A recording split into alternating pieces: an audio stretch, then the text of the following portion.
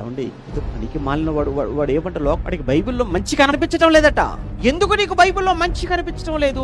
నువ్వు పెట్టుకున్న అద్దాలు మంచి అద్దాలు కాదు, నువ్వు చూసే మనసు మంచిది కాదు. పచ్చ కామెరల్లో వస్తేనట లోకమంతా పచ్చ కామెరల వాడికి అంత పచ్చ కనబడుతుంది సామెత చెప్తుంటారు, తెలుసు. పవిత్రుడికి అన్ని పవిత్రములు అంటాడు, అపవిత్రుడికి అన్నీ అపవిత్రములు. బైబిల్లో ఉన్న మాట. నువ్వు చూసే చూపు మంచిది కాదురా, నీ దృష్టి మంచిది కాదు. అందుకే నీకు బైబిల్లో మంచి కనిపించడం లేదు.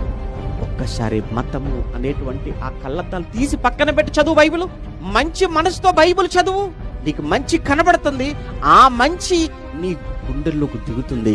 ఆ తర్వాత నువ్వు కూడా ఒక మంచి మనిషిగా నువ్వు మారతావు. ఎందరూ మారలేదు, వీడు మారడు, ఇక మారడు మారడు మారడు, వీడెవడు మార్చలేడు అనుకున్న వాళ్ళు సైతం దేవుని మాటలకు పట్టుబడి, దేవుని మాటలకు కట్టుబడి తమ శేష జీవితం దేవునికి అర్పణ చేసి అంకితం చేసి, వాళ్ళే కాదు సమాజంలో కూడా ఎందరినో ప్రభావితం చేసి దేవుని పాదాల చెంతకు నడిపించిన వాళ్ళు ఎంతమంది చరిత్ర మనకు తెలియదు.